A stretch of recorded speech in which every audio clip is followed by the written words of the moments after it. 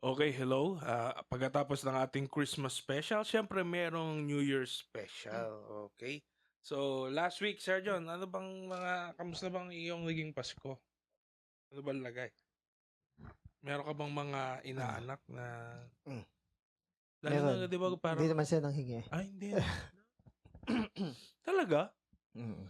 Parang ngayon, naging kultura kasi nga eh. Oo, Mga napamaskuhan. Finding Ninong.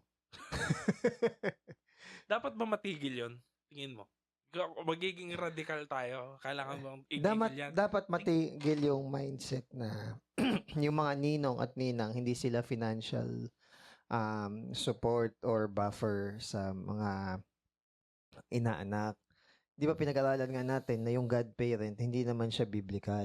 Mm-mm. Pero kung sila ay tatayo ng mga support para yung bata is maturuan na lumaki, kaagapay ng mga magulang sa Christian living, ayos yun, Okay hindi yun. sa Okay financial. yung essence ng Oo, pagiging ninong kung ganun. oo. Pero kung financial support lagi, kasi para sa akin yun yung pinaka ano madali tsaka mabilis eh. Kaya minsan pera laging ipinangpapalit Mm. dun sa time and Siguro discipline. mas magiging maluwag ako at mas maiintindihan ko. Kunyari, hindi ko naman kasimbahan o hindi ko Yes. ka-church Ah, o hindi ko kapanampalataya no ibang relihiyon. So ah, siguro medyo mas maluwag ako na okay, ito pa rin ang tingin nila. ah. Pero kunyari sa sarili kong simbahan, sa mga church, syempre tuturuan ko yung bata. Uy, wag naman kayong mangutot sa mga Totoo naman. parang gano'n naman. Totoo Yun naman. na may stand ko doon. Yun din ang stand Parang ko dun. habang bata pa, kunyari, Turuan nyo na kunyari ano. ako, magulang ako, Mm, dapat hindi ko siya turuan na, oy, no. mag-bless kayo. Okay, oy, humingi ka, mayaman yan. Oo. Huwag ganun. Yun Kasi, naman yung sa akin. ay, ganun din ako. Kasi indirectly, natuturuan mo na maging materialistic yung bata at Oh. very young age. Kaya yung The Grinch, yun yung premise ng kwento eh. Oo. Kasi si Grinch, ang tingin niya sa Pasko, materialism, consumerism. Which is yan din yung reason na ibang mga churches, bakit sila hindi sila nag-celebrate nung Pasko na kamukha sa atin. On that sense naman, May point may naman. point naman yun. Oo. Yung magiinuman, may Yun, maglalasing.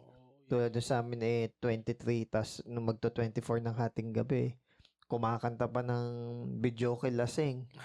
Isang ingay-ingay. Oo. Yung mga ganun bagay na, Parang holiday talaga. Parang naging holiday na lang. oo, nawala na yung essence talaga. Mm. So kung ganung point, ako din mismo, ayoko ng ganung uri ng Pasko. Mm. Na, Siguro, dahil nga kasi na-distort eh. na-distort eh. Maling, para sa akin, maling essence ng Pasko yung magiinuman, yung maglalasing, mag-aaway, ganun. Pero, yun nga, sa atin, kahit na mali yung kunyari na mali nga sila ng pag-celebrate ng Christmas, hindi naman tayo outright na, wala ng Christmas, tigil yan. Oo, Parang, hindi naman din ibalik tayo. natin yung Oo. tama, yung makabuluhan. Yes, Yung oo. para talaga sa Pasko. Oo. Ganun. Tsaka, yun nga sinabi na may araw na sa iba is banal, Kayo, sa iba naman is araw-araw is para sa Diyos. Pareho naman sila. sa kanila na yun. Ang wag lang mangyari is Ito yung magkaroon shinare mo, di ba? ang wag lang mangyari is magkaroon ng pride yung mga hindi nagse-celebrate kasi doon sa thinking na mas marami silang alam and mas mature sila. No, Dahil sa certain na knowledge araw. o di ba sinabi nga sa Galatians, actually sila nga yung hindi ganun ka-mature kasi sila yung natitisod sa ganung bagay. Corinthians. Oh, ay sa Corinthians sila nga yung natitisod sa ganung bagay. Ang mature is yung hindi issue sa kanya yung araw at saka yung pagkain. Wala naman dun yun, yung mga ganun. Yes. Nasa ano yan. Pero syempre, nire-respeto mo pa din.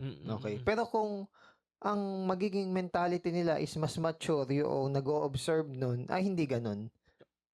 So, kumbaga, wag mo i-judge yung nag-o-observe nun. Yes, hindi rin namin i-judge yung hindi Siguro, nag-o-observe. isa pa sa mga nakita kong parang pangit yan, no, sa Pasko, sa mga party. Kunyari yung parang ikaw yung boss, ikaw yung may pera, tapos magpapagames ka. Tapos yung games mo, parang nakakababa na ng dignidad ng tao. Parang, magsayaw kayo, meron kayong premium ganito. So, parang Okay. pinalulunok mo yung dignidad ng tao kapalit ng pera. Parang ayoko ng ganun. Nasabi ko nga sa'yo, kunwari, sa seminar ng DepEd, puro ang umpisa pasayaw, motivational activity. Sabi ko, marami naman motivational activity na hindi puro sayaw. Ano yung Zumba? Yung mga Zumba, Hindi kasi pag may edad na, yun ang hilig. Kaso nga lang, they have to also be considerate na hindi lahat yun yung gusto. Kaya nga sabi ko, may mga ibang motivational activity naman na brain teaser. O kaya naman ibang form ng exercise, hindi Zumba. Okay? Kasi minsan din lang inaano ko awkward ba sa sumayaw, yung mga ganon, hindi naman nila, pero sabi gender sensitive. So pero hindi sensitive dun sa kung awkward ba yung pinagagawa. Ayun, yung mga ganong simpleng bagay lang.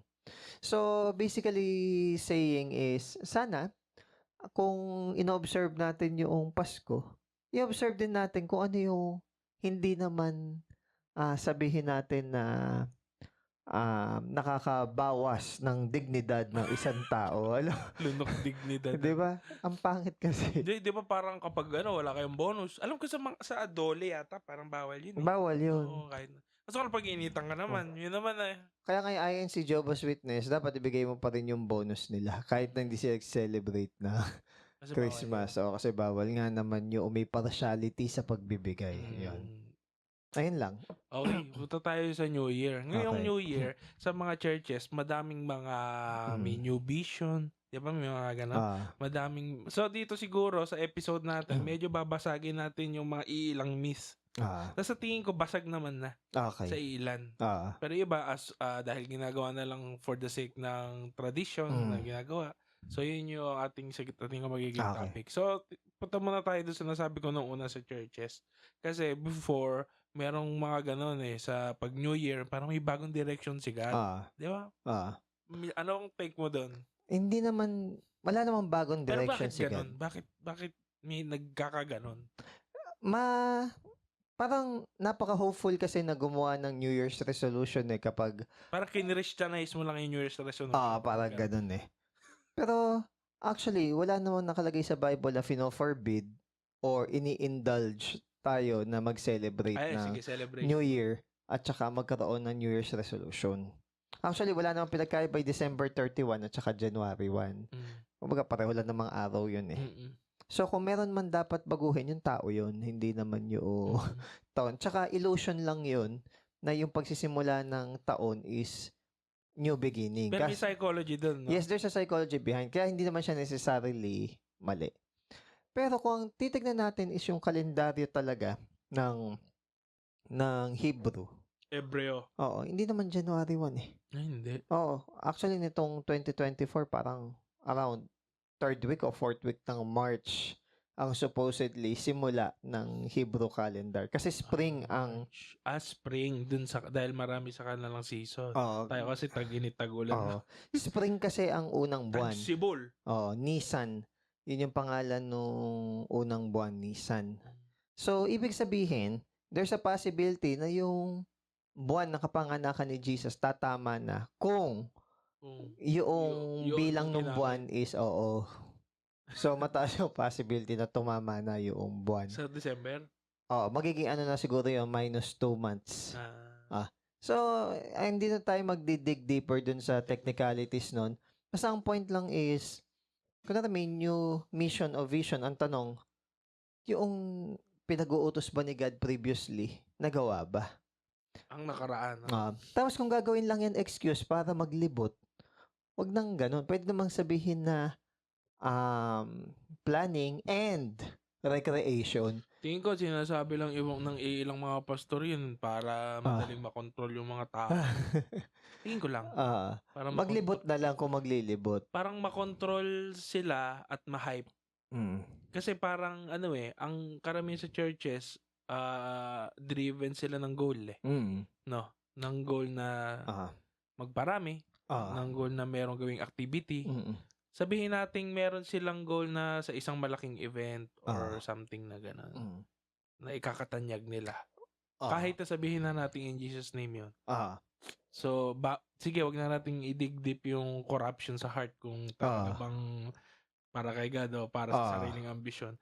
Pero para makontrol mo kasi ang tao ganun may mga ganun. Parang sa opisina, Sir John, parang, kunyari gusto mong kontrolin ng tao, may naghihintay sa'yong promotion. Gawin mo to, sasabihin ko to sa mga nakakataas. Hindi ibebenta kita. So, gawin mo tong trabaho na ito. So, kumbaga, Okay, magpapapizza, di ba? Yung isa imbis na taas ay sweldo, ginagawa na ibang alternative na para makapagtipid. Parang para gana ka sa trabaho, kailangan meron kang something to hope for. Parang ganun eh. Though wala namang masama na meron tayong encouragement para ganahan yung ibang tao sa trabaho. Though wala namang motivation kung i-motivate mo.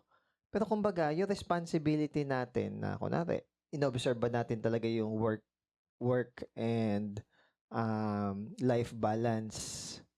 Sir, meron nga akong tanong eh. Bilang sabihin natin ako, payak na empleyado, hindi ko ba pwedeng malaman yung bigger picture ng ginagawa ko? Pwede. Pwede naman. Oo, kasi pag mas naunawaan mo kung bakit mo ginagawa mo, madali sa'yo na gawin or maluwag sa'yo gawin kung yung para ginagawa. kanino, Kasi para saan, mo. ano bang purpose na to. Kasi mahirap sumunod kapag yung, okay, gawin mo to, pumunta ka dito. Para saan po? Basta gawin mo na lang. Di ba? Karamihan na trabaho ganun eh. Yung maayos na supervisor or immediate supervisor or manager, dapat ini-explain niya talaga yung kahit na hindi naman tinatanong. Ini-explain para aware din. Ito ay para dito. Oo. Okay. Mas malinaw siguro yung kasi sa organization mahalaga yung transparency. O kaya ngayon ang nangyayari sir, 'di ba parang nagiging denumero na lang yung mga tao, parang pag 5 na labor na lang, So kaya minsan walang malasakit doon sa organization. Wala nang heart doon sa mismong trabaho. Ay, hindi ko na part 'yan, hindi ko na trabaho 'yan, di ba? Wag ganun. Merong sinabi si Kuya Paji maganda, meron siyang napanood na clip. Tapos nag-revolve lang yung ganung ugali na hindi ko yung trabaho. Para sa ospital eh. Parang ang nangyari, merong balat ng saging sa pathway. Tapos sinabi dun sa nurse, ay, hindi ko na yung trabaho. Okay. Trabaho ng janitor yan. So, hindi niya ginawa. Hanggang sa minadapa. Okay. Ngayon, nung nadapa, nakakita janitor, ay, hindi ko na yung trabaho, tagalinis lang ako. Hanggang sa paulit-ulit lang na gano'n. Dahil nga, hindi sila nagkaroon ng extra mile. Okay. Parang dinumero lang sila. Wala yan sa pinirmahan ko, Parang gano'n. As a Christian, wala tayong linyahan na hindi ko na yan trabaho. Kasi yun nga, we do extra mile, we deny ourselves, at saka pagpapakita kasi ng ng arrogance na hindi ko trabaho yan, para bang meron kang entitlement na dapat sila ang gumagawa na to. However, yung paggawa kasi noon is pagpapakita na humble yung isang tao. May line naman din dyan, sir, na baka naman naabuso tayo. Hindi ko pinapromote na abusuhin tayo. So, ang hirap kung kailan ka ba papalag? Parang ganun Hindi, i-communicate. Parang case to case to Minsan, we have to communicate our expectations sa trabaho natin.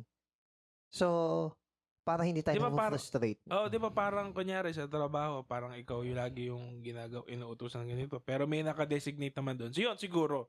Pwede siguro yon na pumalag, may naka-designate naman dito, tapos ayun siya. Kung alam mo, nakikita ko siya. Kung alam mo na hindi na ginagawa yung work niya, tapos ikaw sumasagot. Pwede natin i-remind. Ayun, pwede siguro natin yan. Pero kunyari wala, tulad nung nangyari dun sa kwento. Ay, ikaw na mag-usap. Tsaka hindi mo kailangan ng motivation para gawin yung tamang bagay. Iba kasi naghihintay pa na Hindi, nasanay kasi tayo nung araw kasi kapag gumawa ka ng mabuti, may ermitanyo magbibigay agimat sa'yo Hindi naman laging ganun. Diba? Sabi nga is, si God daw nakikita yung mga ginagawa natin in secret. Tapos nagre-reward siya openly. Pero yun, balik tayo dun sa may new vision. Sa tingin ko para lang makontrol. Ma-hype. Or pwede naman kung meron talagang gusto na mas mabigyang focus na simbahan, yun.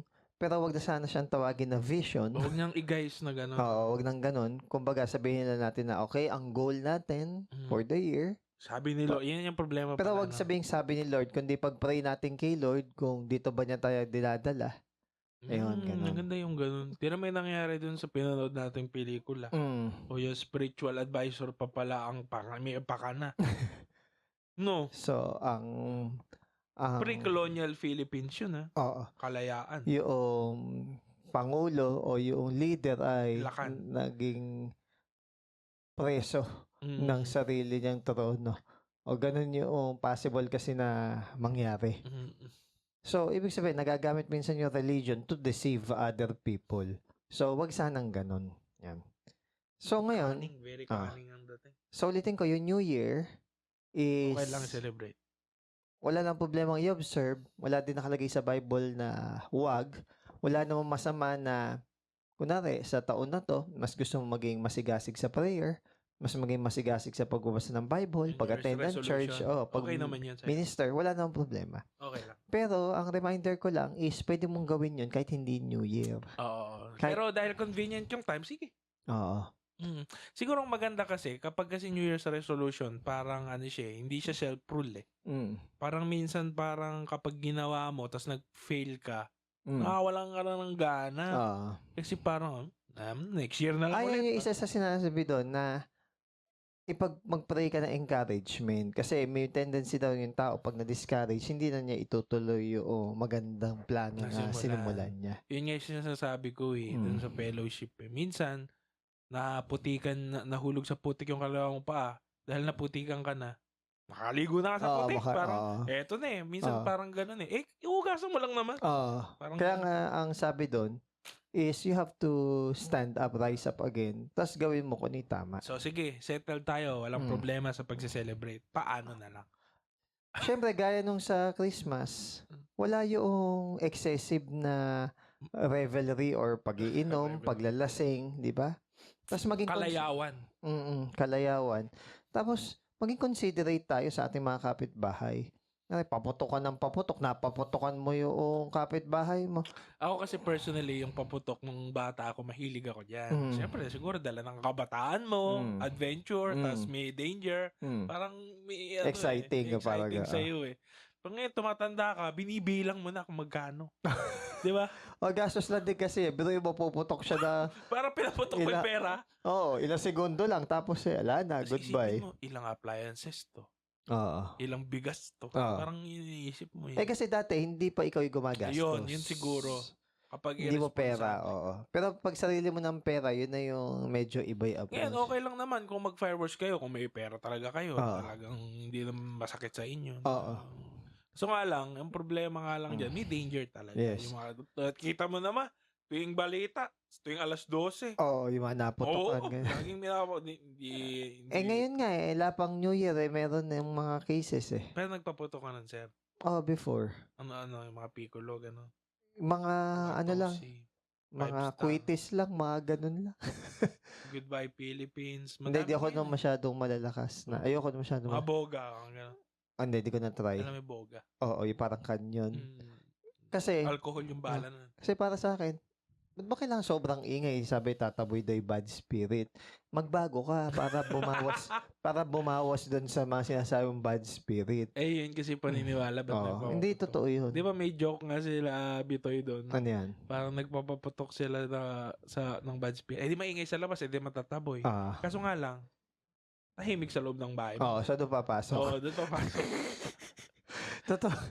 Possible yan. Basta ang point lang natin is hindi totoo yun na kapag maingay. Minsan baka gawa-gawa lang, hindi kaya consumerism din. Consumerism din dahil karamihan sa mga pamahiin, consumerism, for example, is yung bawal isukat yung damit pangkasal.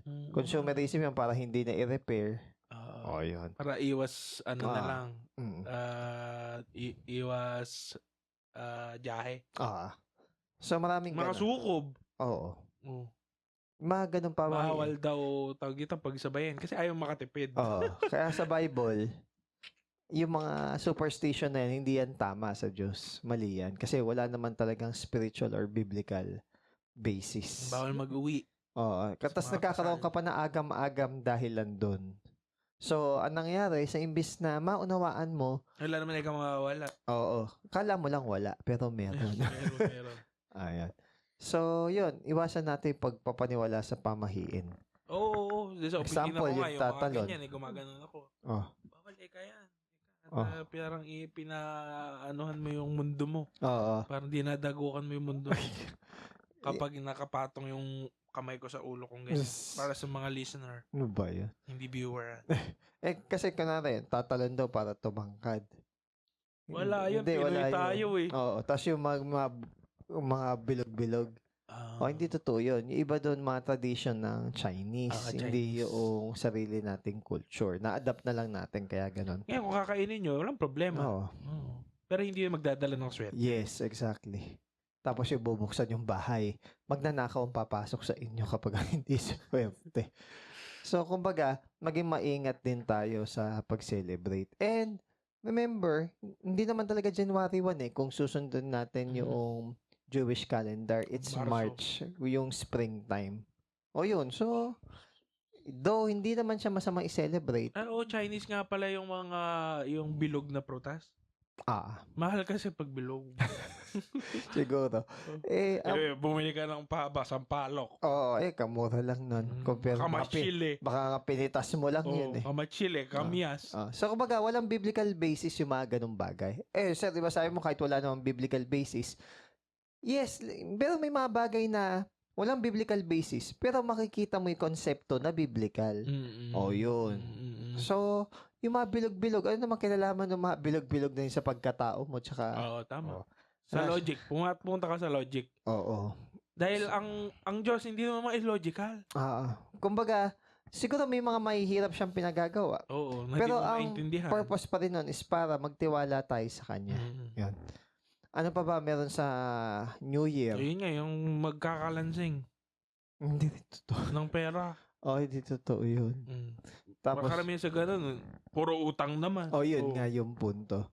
So, financial literacy ang kailangan. Tapos yung wag daw lilinisin mo na pinagputokan, di ba? Hayaan mo lang kinabukasan na pagod na kasi, daadtok na kayo. Yung tawag dito, meron ako sasabihin kulay. Yung kulay? Wala yun. Alam kinalaman. Swerteng kulay. Tsaka, ito, hindi naman required na mag-celebrate ng New Year. Magpasalamat tayo doon sa isang buong taon na lumipas.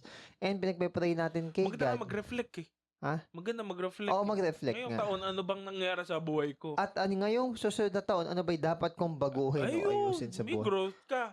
Ganun. Hindi yung ano ba yung vision and mission? Diba? Meron paglilitis ng sarili. Hindi yung ano ba yung mission at vision?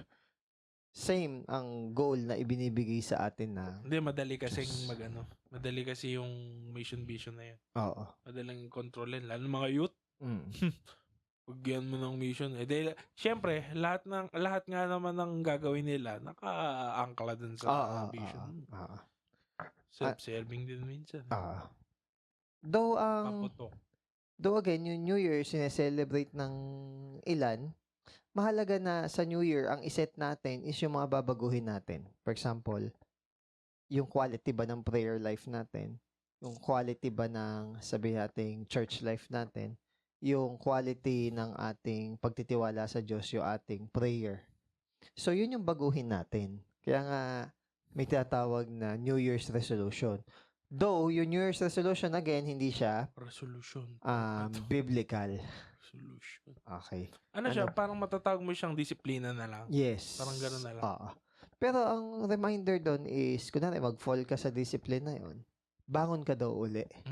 Ganun lang. So, wag tayong ma-discourage na gawin natin yung tama para sa Diyos. So, yung... Maganda yung, di ba, yung kay Mike Guy, yung self-rule niya. Kahit mag-fail siya.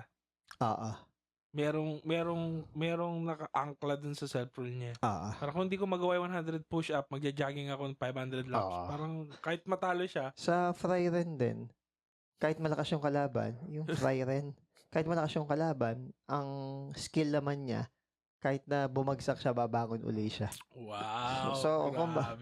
Kumbaga yung niya, endurance. So, ibig sabihin, the righteous man may fall 7 times and rises back again. So, kung sa tingin natin, didisiplina natin yung sarili natin and then, magkamali tayo along the way, bangon ka uli, balik ka uli. Unlike yung maging lifestyle mo na yung paggawa ng kasalanan o ng mali. Yan. Yung pagpaputok, hindi naman siya required. Required bang gumastos? Hindi din. Kung mauuwi ka sa pag-utang-utang, wag na lang. Kung may sobra ka, di sige. Bago sa'yo. Pero, tandaan mo na may pananagutang ka din. Saka hindi maganda yung lifestyle na napapractice mo tuwing may event. Kahit nga birthday. Yun yung sinasabi na Yung may nangyari dun sa Batang Quiapo. Ano nangyari? Yung ano na sila, yung mahirap na nga sila dahil sa kagustuhan nilang mag-debut si Mokang, yung anak nila. Umutang sila. Sinanla nila yung bahay nila para lang makapag-debut. Ayun yung mga example na hindi natin dapat gawin kapag... Tapos ang katwiran, minsan lang naman. Minsan ka na di mababaw Oo, yun yan. sa utang. Kung ano nangyari ngayon, patay ngayon siya. Kailangan may discernment tayo sa mga ganung bagay. Sa tingin mo, sir, kailangan yung financial literacy, no? Sa atin, kahit Kristiyano ka. Oo. Importante naman yun kasi kung bulagsak ka sa pera, paano mo magagamit ng tama yung mga resources na binigay at pinagkatiwala Biblical naman. Biblical. So, let us be careful. Yan. Ano pa, kapag New Year, yung may particular na food o kulay, hindi yun totoo. So, ano lang to, consumerism, nagde-decide lang sila kung ano yung bibigyan nila ng demand or market. Ngayon, ang tawag dito, ano ang dapat manaig sa atin kapag New Year? Una, pasasalamat sa Diyos sa nakaraang taon, and then looking forward sa kung ano yung sinasabi sa atin ng Diyos. Ito maganda, sir. Practicein natin. Tingnan natin. Sige. Tanongin natin si Meta. Kung ano ang mga New Year's meet. Okay, sige. Madami yan. Sige. Meta yan. Okay. Yung bola, yung tatalon, yung pagpapalayas ng masamang espiritu, o mga myth lang naman yun. Mga maling kagawian.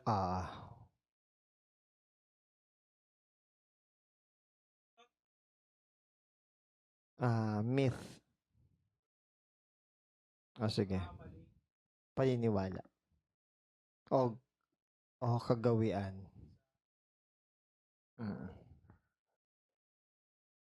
Titingnan natin ngayon. Si Meta na to, ha. Titingnan natin kung ano yung sasabihin niya. Tapos tingnan natin, pagsusuot ng kulay pula. Hindi naman nakabase sa kulay.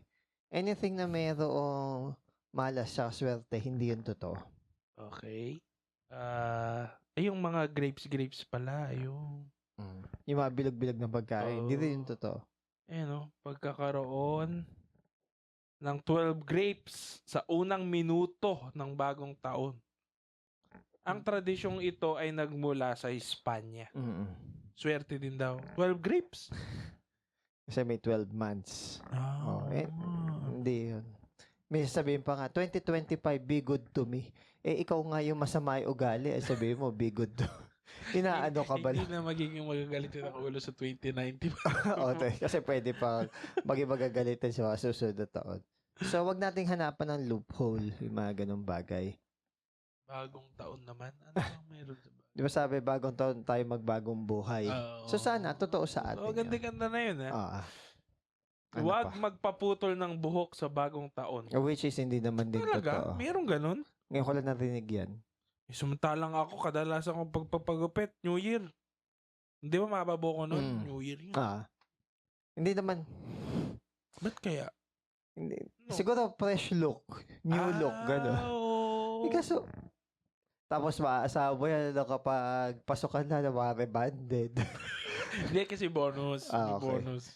Wala na masama doon. Ang sa akin lang, kunwari inuutang mo pa, sana wag na. Doon mo ito patuloy nalaman ko saan napunta yung pera niya. Doon wala na masama. Nakakatawa lang dahil totoo. Oo.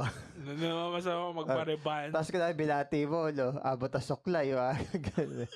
Pero baga, alang masama, kaya nga lang, sana alam natin yung priority natin. Ito, huwag maglinis ng bahay sa bagong taon. Hindi totoo yan. Magiging masama daw kasi yung kapalaran mo kung maglilinis ka sa unang araw. Yung sa palabas na dead na si Lolo, yung winalis niya yung hagdan, tapos sabi, bawal magwalis kapag ang ginawa ni Roderick Paulate, kinalat na lang niya yung winalis niya. Yan lang, nagkakalat na ako. So, hindi siya biblical. Talaga pala, meron palang ganun. Hindi ko alam yun Ayun, pagkakaroon ng pera sa bulsa. Okay. Kadalasan ginagawa. Sa amin, ginagawa yun ng mga bata ko, natatandaan ko. Tapos pinatatalo yung mga bata. Even better, maglagay tayo ng ipon natin sa alkansya o kaya sa bangko. Hindi sa bulsa. Oo. Kasi isipin mo yung mga bilyonaryo, di mo ginagawa to, no? Oo. Kaya, it's very important na tignan din natin yung logical side ng mga pinagagawa natin. Hindi kaya isa itong poverty mentality. Pwede. Na cultured. Oo. Tapos nakikita mo yung laman ng heart nila. Gusto mo ma-bless physically and materially, financially. 'Di ba? Kasi bakit ang daming pampaswerte na gano'n kung hindi mo gusto na makuha yun? Yan. Anyway. Para ikaw matanggal yung... Minsan kanya na aksidente ka sa motor. Anuhin mo yung motor mo. Parang paliguan mo para mawala malas. Di ba may ganun na? Hindi tayo na... May ganun. Maraming ganun. Sa New Year kasi, wala masyadong... Ito lang yung mga pamahiin. Bibihira. New Year. Pero kadalasan yung back to office no? Noche Buena, wala naman masamang... Medianoche pala. Medianoche. Basta wag lang mangungutang para lang ma-celebrate yung bagay. Kayo, sa bagong taon, anong mga ginagawa nyo? Sa inyo? Okay naman yan, talaga naman. Yung ginagamit natin pagkakataon yun para... Tingnan mo, sa'yo pa yung maganda. Nag-unite. Unity? Okay. Pero hindi lahat ng unity ay Oo. Tingnan mo yung nangyari sa The Kingdom. Kasi kung puro unity lang, ala sa lugar, wala din. Mag-unite lang sa error. Ano pa, yan, nabanggitan natin sa paputok. Ito pa, meron pa. Ano? Ito maganda. Huwag umutang sa bagong taon. Huwag ka naman talaga kahit hindi bagong taon hanggat maaari. Bagong damit. Pagkakaroon ng bagong damit. Ay, wala namang masama doon. Kung gusto mong bumili, may capability ka namang bumili. Ano? Swerte kasi daw. Hindi. Paano bagong ay damit, di man naligo? Ito daw yung mga pwedeng gawin. Pagpaplano ng mga layunin. Diba? Yun yung maganda. Yun yung mas tama. Kita mo, pag ito naging Terminator. Number 2. Pagpapalakas ng relasyon. Oo. Actually, hindi sa relasyon, sa resistensya din ng katawan. Ayun din, ayan, maganda. Basta ang sabi, lahat daw nung gagawin natin, paplano natin for the new year is for all the glory of God. Hindi yung pang sariling interest lamang. Ako kasi, kunyari, tama yun, sir. Kasi, ako iniisip ko, ayokong na pag nagkasakit ako, ang mamumblema pa para sa mga hospital ko, yung mangungutang ka pa.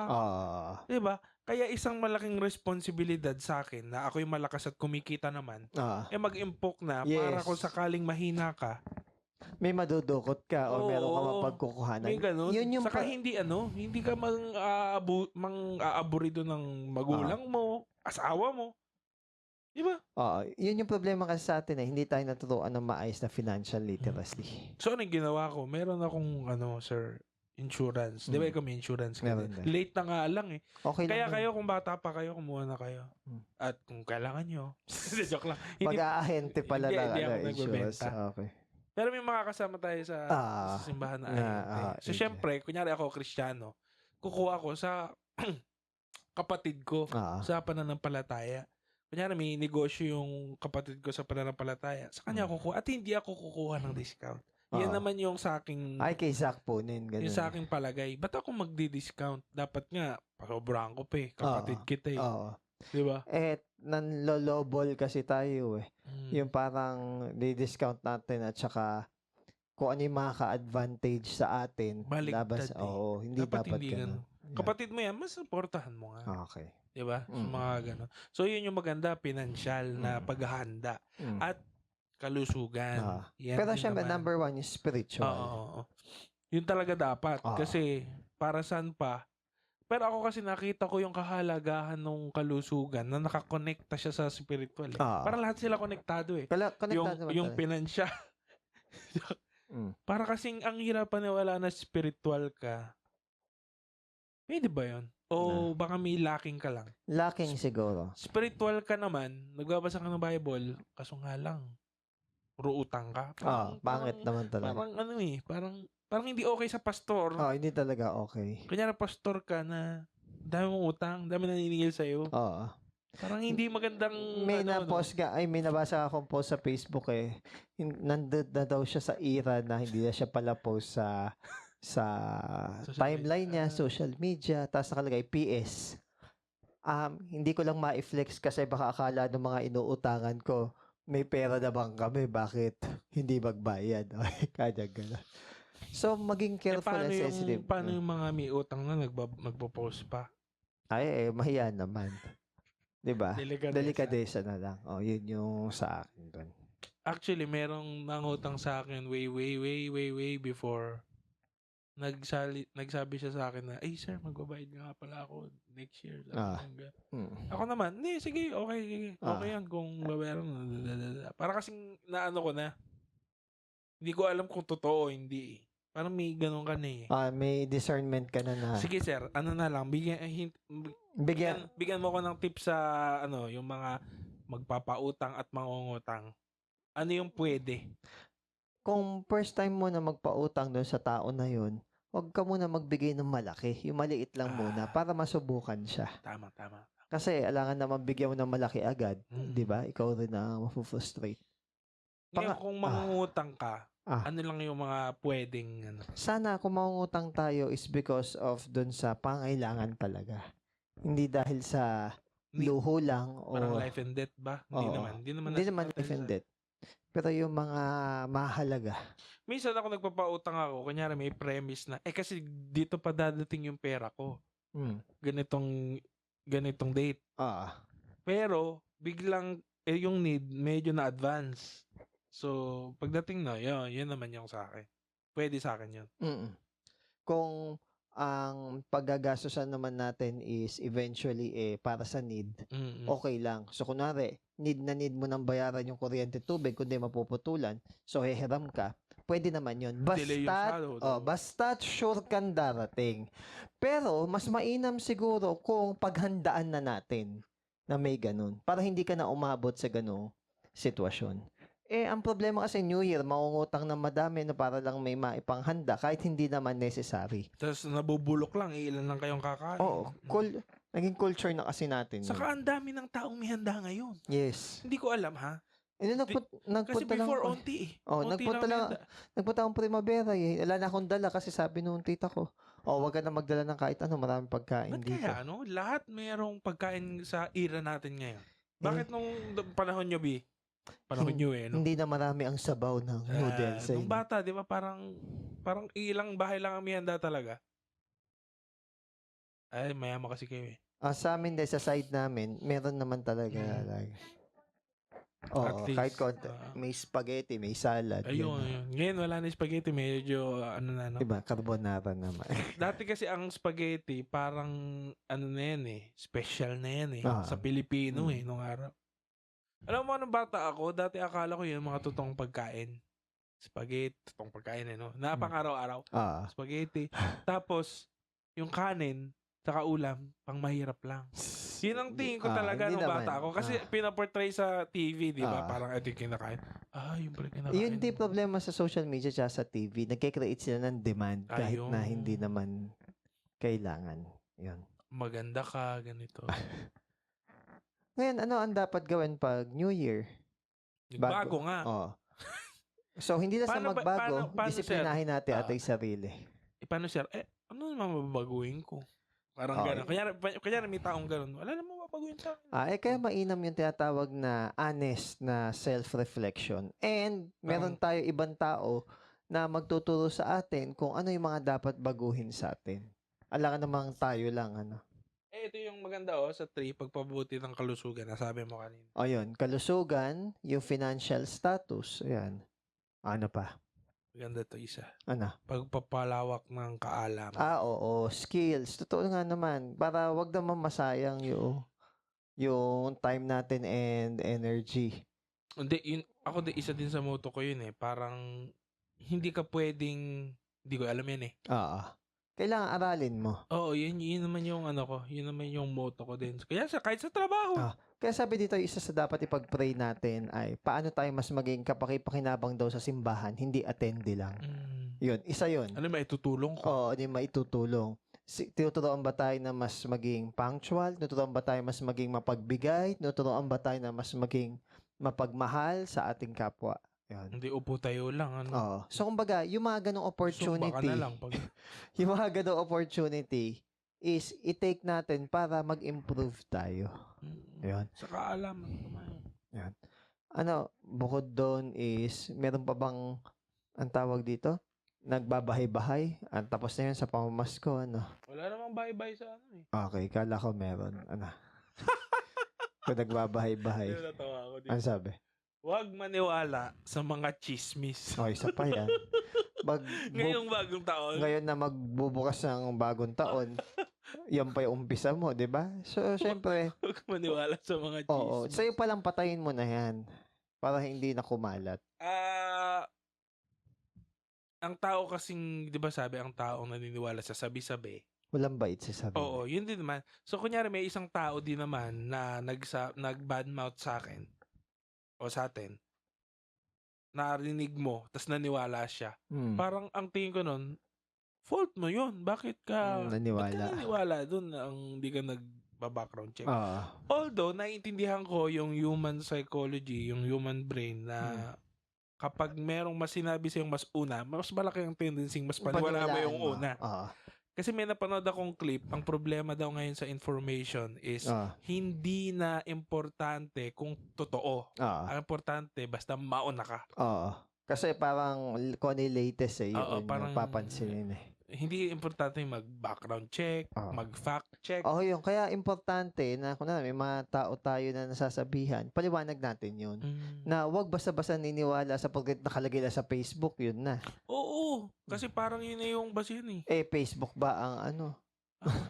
Tapos, di ba may mga ano ngayon, parang may nakikita akong mga promotion ng mga products na gumagamit ng deepfake. Alam mo yun? Deepfake na gagayahin yung mukha mo. Ala, Terminator na to. Okay. Tapos gagayahin din yung boses mo. Kunyari, nakita ko si Doc Willie Ong. Kaya nga siya na-bash daw siya, na-stress daw siya. Yung lagi niya sinasabi. Humina yung katawan niya. Yun ang sabi niya. Hindi ko alam scientifically kung konektado yon. Pero sabi niya, nababash kasi siya. Kasi nga, meron nga siyang mga negosyante na nagpo-promote. Gumagamit ng deepfake na video niya. Na nagpo-promote siya ng produkto, hindi naman niya pinopromote. Kaya nga. Ganun. Marami nang magaling sa ganyan Pero regardless na sabi mo para magiging Terminator na, as an IT, niniwala ko garbage in, garbage out. Ano yun? Kung ano lang yung code na ipinasok mo, yun lang din yung hangganan ng execution niya. So parang ano pa rin, controlled pa rin ng human. Kasi yung Terminator, nagkaroon ng sariling consciousness Self-aware nga ang tawag pag nakita mo yung mga experiment nila na tumutumba-tumba pa yung robot, marirealize mo na, okay, hindi pa. Sci-fi naman kasi yun, yung pinapanood natin. Ano lang yan, possibility, pero ako... Although, na-amaze lang ako kasi from 1984, naisip nila yung concept na yun, na hindi pa nila nakikita ganito nga yung ka-close yung pwedeng mangyayari. So, medyo futuristic yung approach nila. So, ano lang ako, na-amaze ako. Okay Medyo parang tumutugma na ngayon Parang gano'n. Kahit pa. Siguro, isa pa sa dapat baguhin natin dito is yung lifestyle. Baka masyado tayo sa entertainment. Yan. Actually, yun din yung isa sa problema Once na ikaw, babad ka sa entertainment, natatanga ka, namamangmang ka. At ang mga apps natin, lahat ng mga media is, ang goal nila is mababad ka doon sa entertainment. Facebook. Bakit ang mga reels natin ngayon is pababa ng duration? Kasi nga, yung attention span is mababa din. Saka yung di ba? Yung algorithm na binibigay niya. Kasi nga, ang gusto niya, matuto ka doon sa kanya. Yun naman ang goal niya. Tumuto ka sa... Kanya nanood ka sa sa yun na lagi yung sa'yo. Isasuggest. Kaya careful. Yan. Ganon. Kaya sinasabi nung may napanood ako yung Panginoon ng Kababawan. Kaya ganon. Uy, bakit ganon yung mga content mo? Bakit yung mga ads puro bastos? Ganon. Alam mo ba na kapag puro bastos yung ads na papanood mo, tandaan mo na yung ads na napapanood mo is related yan sa lagi mong pinapanood. Parang maganda din yun na sukatan kung sino kaya, no? Yung Oo. algorithm ng buhay Oo, mo. oo. Kung ano yung madalas mo binabasa. So, it's not saying more doon sa content creator. It's saying more doon sa nanonood. At para lang sa social media awareness, pwede mong pwede mong baguhin ang algorithm mo. Yes. Hindi ka dapat maging alipin ng suggestion nila. Pwede mong i-X eh. Pwede mo Pwede mo, i-close I don't want to see this again. Or see lesser videos like this. Pwede. So, ikaw pa rin ang pumipili ng sarili mong destiny. Totoo naman. Nagsasuggest lang sila. Nasa iyo yun kung i-entertain mo ba yung suggestion nila. Yes, tama nga naman. Parang ganun. So, yun. Gumawa ng positibong paniniwala. Isa pa yan. So, mag-create ka ng, ng maayos na mindset. Okay. Marami ba? Okay, sige, marami. Magpakumbaba at magpasalamat sa mga biyaya. Oo naman. Yung maging thankful tayo. Hindi grateful. Okay. Hindi lang tuwing December o So, we are hoping na mas marami tayong magawa ngayong taon compared dun sa... Siguro yun yung isa sa problema ng karamihan sa Pilipino. Yung ingrato, gano'n. Yung iba, parang self-entitled ang dating. Siguro yung iba, di ba kami nga ni Che, minsan nag-aaway kami. Kasi parang, bakit hindi ka man lang, di mo na-appreciate yung kadalasan ganun, di ba? Yung words of affirmation. Away ng mga mag-aasawa. Siguro, iba kayo ng expression ng gratitude. Kung paano. Kaya ka thankful doon sa taon na nagdaan. Then, hopeful ka sa taon na paparating. Yun, ganun sana. Ano pa yung huli? Magplano. Ayan. Kaya kami mga planning. Ng mga layunin. So, planner. Ang mainam dito sana is, yung lahat ng resolution na gagawin natin sa taon na to is more on for the glory of God. Kasi kung hindi, parang nagsasayang lang tayo ng time, ng energy. Okay? So, New Year, new me sana. Pero sabi nga ni Christ, we are now a new creation. So, sa buhay natin yun. Yung mga unnecessary na culture and tradition ng New Year, wag na nating gawin. Yun nga, paputok, yung kakain ng sobrang dami, magiinom, tapos mag-iingay, papaan ng boga, ganyan. Please, maging considerate tayo doon sa iba. Di ba may 3 kings pa? I-discuss na natin yun eh. Hindi naman talaga 3 ang kings eh. Ang sinasabi lang, 3 regalo. Pero hindi sinasabing 3 hari. Tinan mo seryo, yung New Year's resolution, parang Roman pala siya, no? Babylonian ang yung pagsi-celebrate ng New Year eh. Since 3,000 years ago. Yung resolution. Part na lang yun, pero... O nga, 12 grapes. Meron pa palang mga 12 grapes. Siguro ang maganda, ang isipin nila natin, di ba, New Year. Di ba, may new birth din. So yun, tayo. Oo, yun lang naman. Na born again. Sana born again tayo. Kahit hindi pa nagpapalit yung taon. Ala naman sa ala naman sa kalendaryo ang pagbabago eh. Mas nakaka-inspire lang na mag-start ng bago January 1. January 1 eh, 1-1. Kasi 1 eh. Kaya nga lang...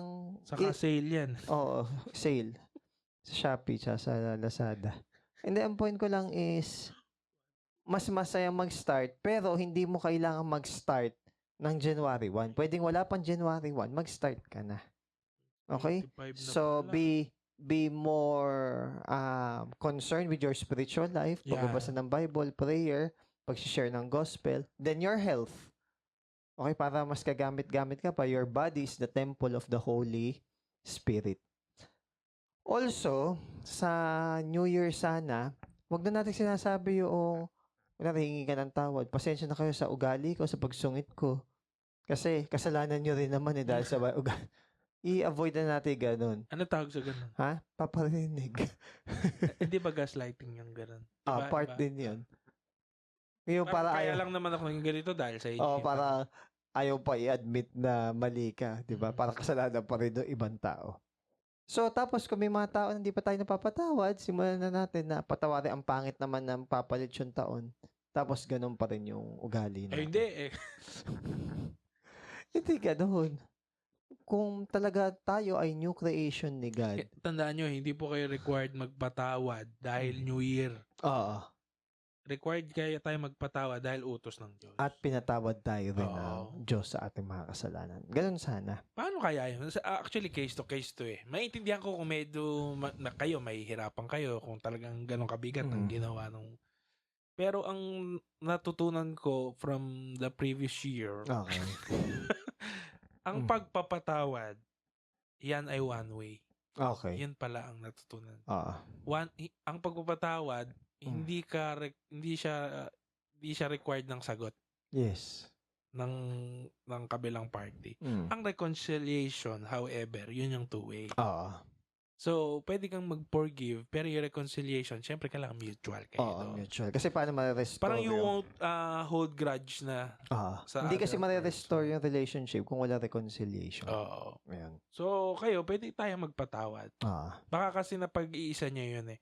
Hindi naman ibig sabihin bati na kayo pag nagpatawad kayo. Bati na tayo eh. Hindi pa Hindi naman ganun yun. Hindi ba siya ganun?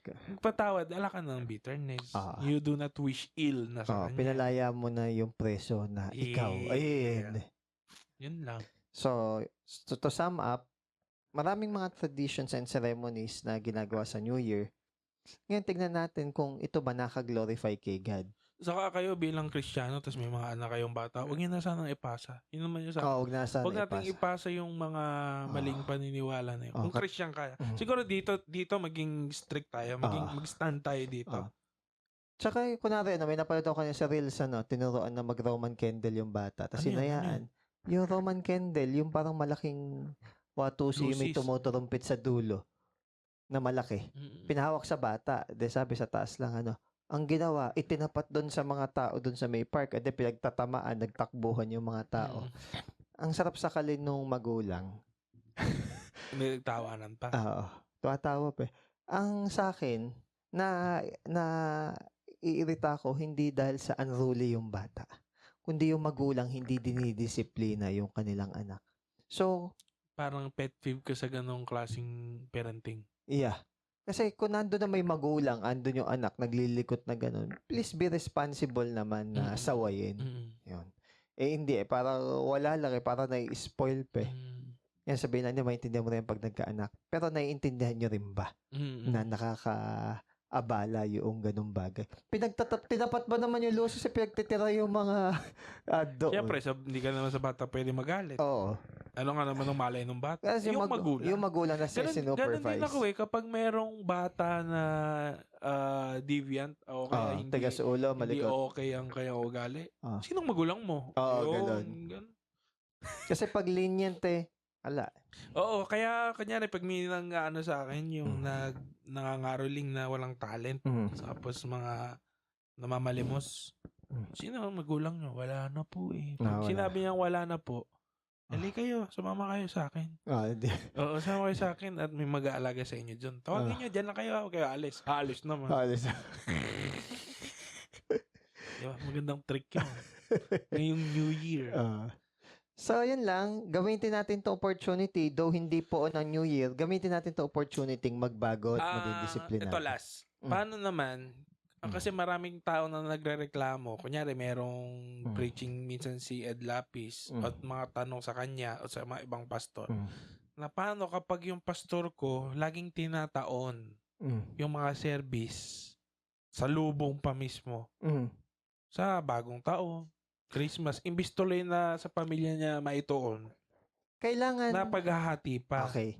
Kailangan malinaw sa even sa sa congregation kung ano yung essence ng mga bagay na yun. Okay? So, kung nag-agree naman kayo, o de gawin nyo. Wala namang parang okay lang yun na kung kayo po pwede. Yun, pwede, no? So, kumbaga, hindi mo siya i-impose. Kunwari tayo. Ang problema dyan sa workers. Sa workers. Sa attendees, wala masyado eh. Sa church kasi natin, Kunwari, 25. Alala ba tayo service sa 25, natapat ng Wednesday? Kasi para sa atin, araw-araw, normal na araw naman yan na ginawa ng Diyos na tayo maging Kristiyano. So, para sa akin, is mainam na huwag gawing Diyos yung araw. Ano? So, kung sa tingin mo is kulang na nga yung time niya sa wag mo nang yun. Paano niya mawiwin yung sarili niyang family if lagi mo... Parang naging threat kayo, no? Oo. Tsaka di ba sa atin, hindi natin masyadong, kunwari, meron tayong Bible study, hanggat maaari, wag masyadong ginagabi yung mga bata. Oo, yun din. Kasi paano siya magiging magandang testimony sa Tapos yung may service, niiwasan natin na abutin ng 8, 9, 10, na babatuhin na tayo no. Kasi maintindihan mo rin, tapos sasabihin mo, binabato tayo ng kaaway, ginagamit ng kaaway man ng babato. Hindi. Hindi ka lang naging considerate kasi. Nung una, para bang, pinapersecute tayo. Hindi ka lang considerate sa mga normal na tao. So, kung ayaw mo na maging pangit yung pananaw sa atin naman, kasi mga unnecessary yun pwede mo naman kasing masolusyonan yung mga bagay na yun So, para hindi mapangit yung tingin sa atin, agahan mo.